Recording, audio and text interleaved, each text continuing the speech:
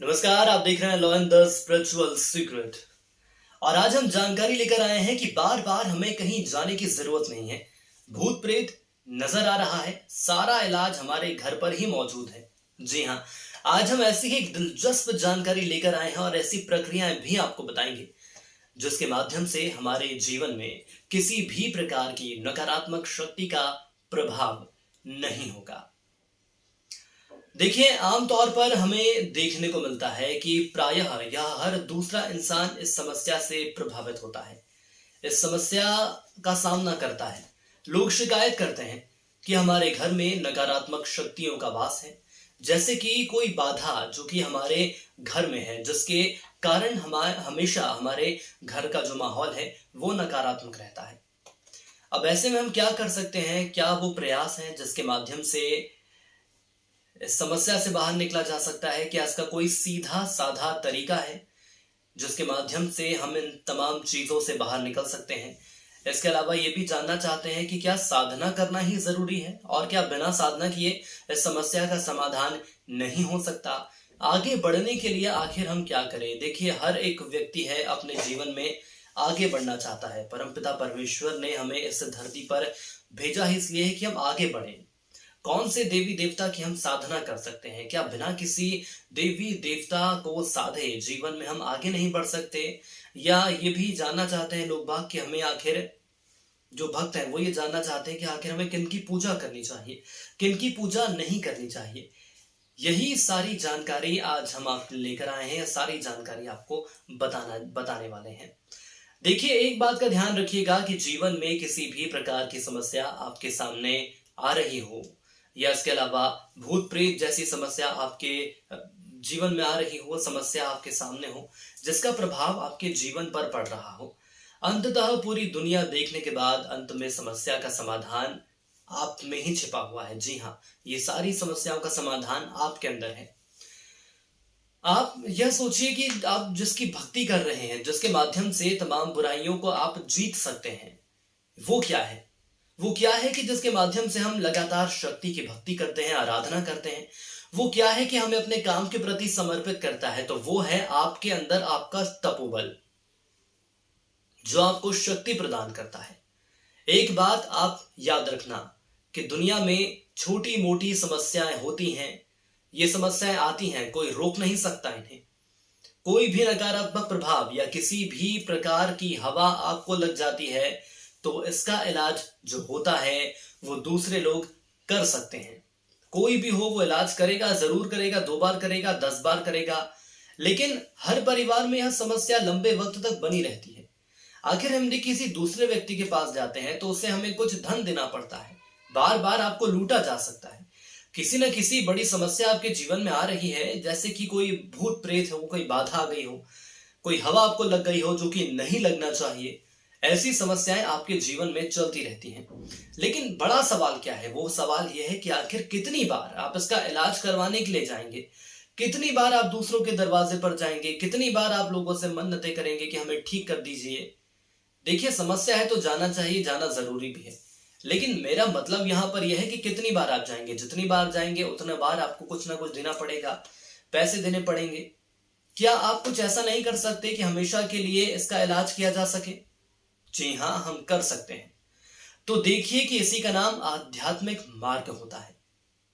जिस परिवार में एक भी व्यक्ति साधक बन जाता है या जो साधनाएं करने लगता है, तो ये मानकर चलिए कि उस पूरे परिवार की समस्याएं दूर हो जाती हैं। ये बहुत बड़ा और एक अटल सत्य है। अब सवाल ये उठता है कि आखिर हम चलिए साधना की शुरुआत करते हैं, लेकिन साधना हम किसकी करें?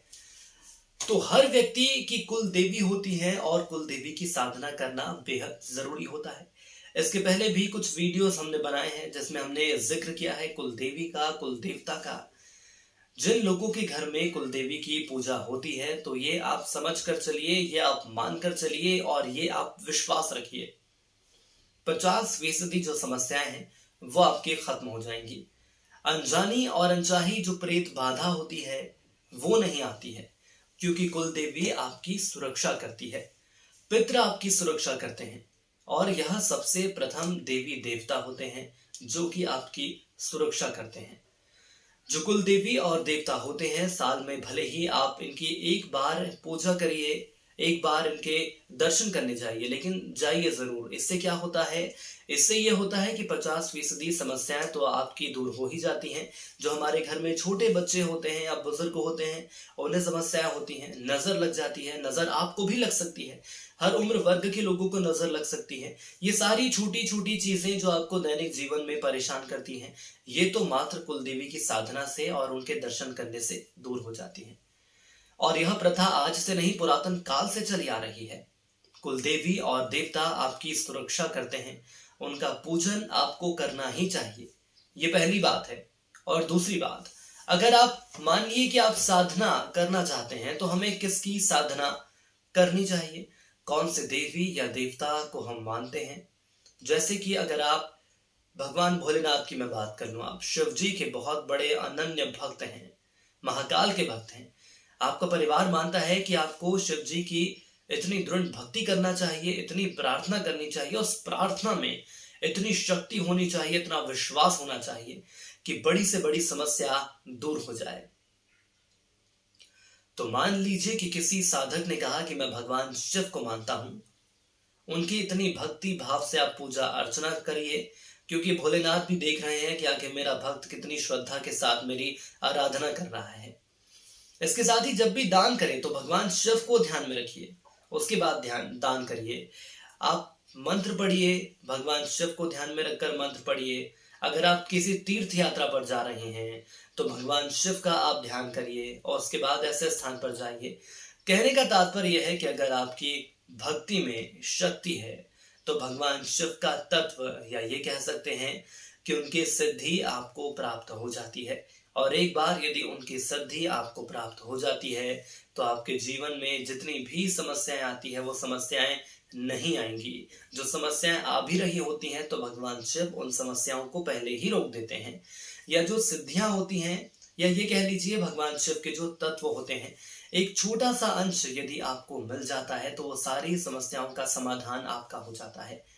और ये सारी समस्याएं आपके आने से पहले ही रोक दी जाती हैं। इसीलिए कहते हैं कि भक्ति में अपार शक्ति होती है।